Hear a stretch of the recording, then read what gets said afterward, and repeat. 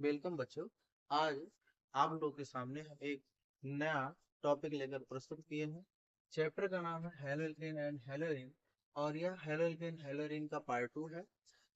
इसके पिछले वाले वीडियो में हमने हेलोल्केन के बारे में समझने का प्रयास किया है।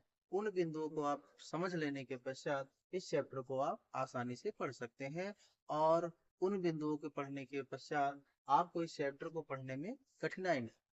तो चलिए, हमने देखा था कि हेलो एल्केन क्या होते हैं। आप लोगों को बताया गया कि हेलो जो होता है शब्द हेलोजन से लिया गया है और ये होते क्या है, वर्ग जो 17 होता है उसमें तत्व आते हैं फ्लोरीन, क्लोरीन, ब्रोमीन, आयोडीन और एटेस्टीन। एटेस्टीन को छोड़ करके बाकी जो 4 तत्व होते हैं इन्हें हम हेलो से प्रदर्शित करते हैं, मतलब इन्हें हेलो कहते हैं और इन्हें हम एक्स से प्रदर्शित करते हैं। अगर यहाँ पर इसका नाम होता है फ्लोरो और इसे हम क्या कह लेते हैं, क्लोरो। इसे कहा जाता है ब्रोमो और इसे क्या कहा जाता है, आयोडीन। ठीक। इसके बाद होता है एल्केन। एल्केन के बारे में आप लोग जाने थे कि ये हाइड्रोकार्बन का एक पार्ट है। इसका जो सामान्य सूत्र होता है CnH2n+2 होता है और एक कार्बन का जो एल्केन होता है वह होता है आपका CH4 होता है। ठीक है। 2 कार्बन का एल्केन हो जाएगा C2H6। 3 कार्बन का एल्केन होता है C3H8 होगा। अब किस फार्मूले पे, इस फार्मूले पे अगर कार्बन की संख्या 1 है तो हाइड्रोजन 2 गुने से 2 ज्यादा, तो 1 का 2 गुना 2, 2 उसमें जोड़ेंगे 4 आएगा। कार्बन की संख्या अगर 2 है तो हाइड्रोजन की संख्या जो होगी वह 2 गुने से 2 ज्यादा, तो 2 गुना 4 2 कितना हो जाएगा, 6। अगर कार्बन की संख्या 3 है तो हाइड्रोजन की संख्या भी 2 गुने से 2 ज्यादा, तो 3 गुना 6 2 कितना हो जाएगा, 8 हो जाएगा। तो इस प्रकार हम एल्केन के बारे में समझे। अब देखिए, हमारा जो अगला बिंदु होता है वह है एल्किल समूह। अगले बिंदु के बारे में हम लोग पढ़ेंगे एल्किल समूह के बारे में।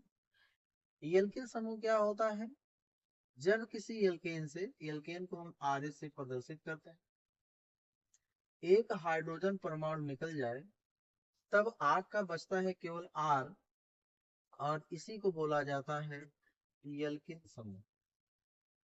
इसी को हम लोग कह लेते हैं एल्किल समूह। जब किसी एल्केन से एक हाइड्रोजन परमाणु निकल जाए तब आपका क्या बनता है, आर बचता है और इसी को क्या बोला जाता है, एल्किल समूह कहा जाता है। ठीक है। अब आप लोग देखेंगे कि अगर आर की जगह पे क्या हो जाए और एल्किल समूह को हम लोग लिख सकते हैं, जैसे CH3 है, इसे क्या बोला जाता है, मेथिल। C2H5 है, इसे हम लोग एथिल कहेंगे और C3H7 है तो इसे क्या बोल लिया जाता है, प्रोपिल कह लेते। मेथिल, एथिल एंड क्या हो गया, प्रोपिल। जब CH3 है तो इसे हम मेथिल कहेंगे, C2H5 है तो इसे एथिल कहेंगे, C3H7 है तो इसे हम लोग प्रोपिल कह लेते हैं। ठीक है। तो मेरे बच्चों, हमने सीखा कि एल्किल समूह क्या होते हैं। इसके बाद हम लोग सीखेंगे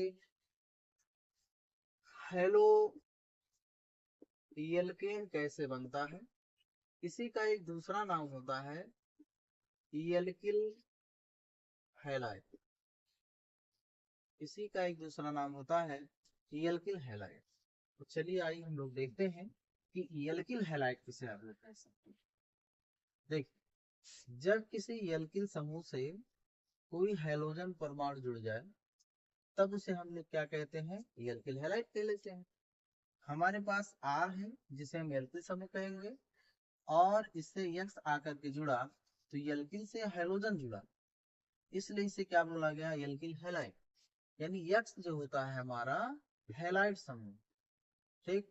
अब आर के जगह पे अगर आप क्या ले लीजिए, CH3 ले लेंगे और यक्स के जगह पे एफ ले लेंगे तो इसे बोला जाता है मेथिल और ये क्या हो जाता है, क्लोरीन।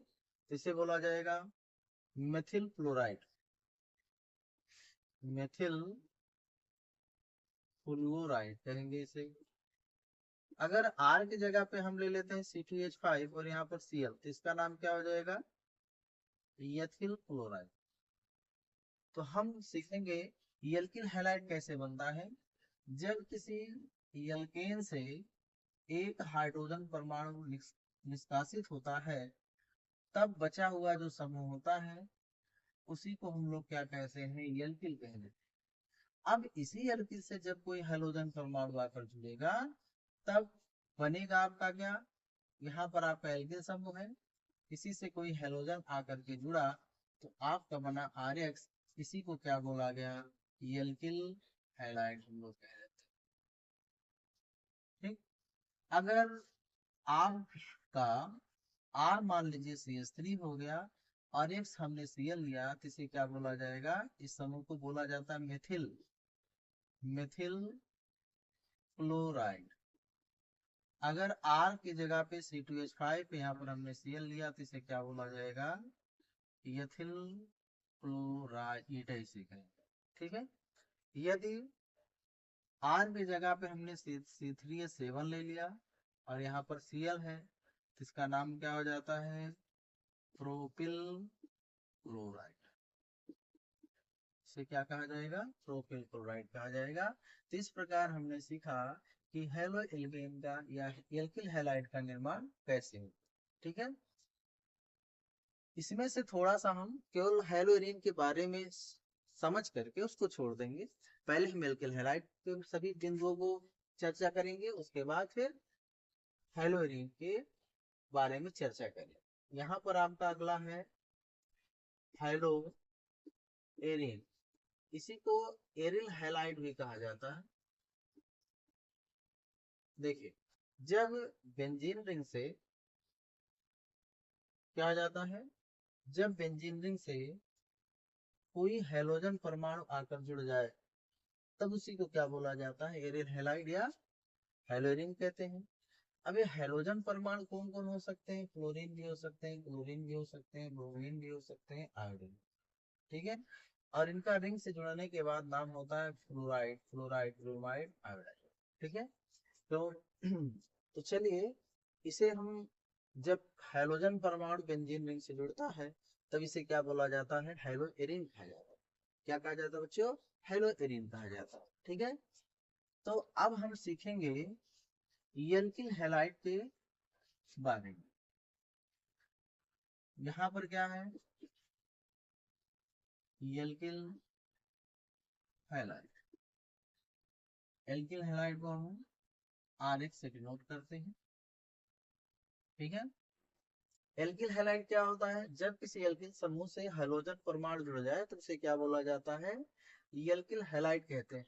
ठीक है, अब एल्किल हैलाइड का जो सबसे प्राथमिक सदस्य होता है एक कार्बन का CH3X हो जाएगा जिसे मेथिल हैलाइड कहेंगे, और दूसरा सदस्य जो होता है C2H5X होता है, इसे एथिल हैलाइड कहेंगे। ठीक है, अब ये X जो होता है फ्लोरीन, क्लोरीन, ब्रोमीन, आयोडीन, इनमें से कोई भी हो सकता है।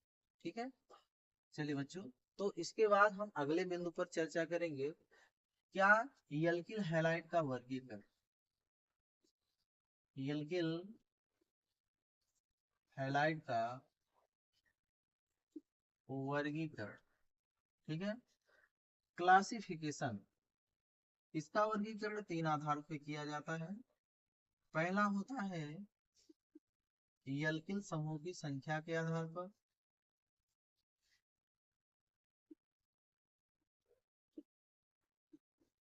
दूसरा जो होता है हैलोजन परमाणुओं की संख्या के आधार पर,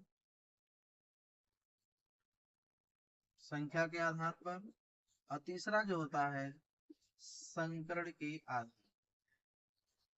संकरण के आधार पर। तो मेरे प्यारे बच्चों, आज तक हम इतना ही सीखेंगे, इसके बाद फिर हम अगले वीडियो में इसके आगे के पार्ट को लेकर आएंगे। तब तक के लिए बाय बाय।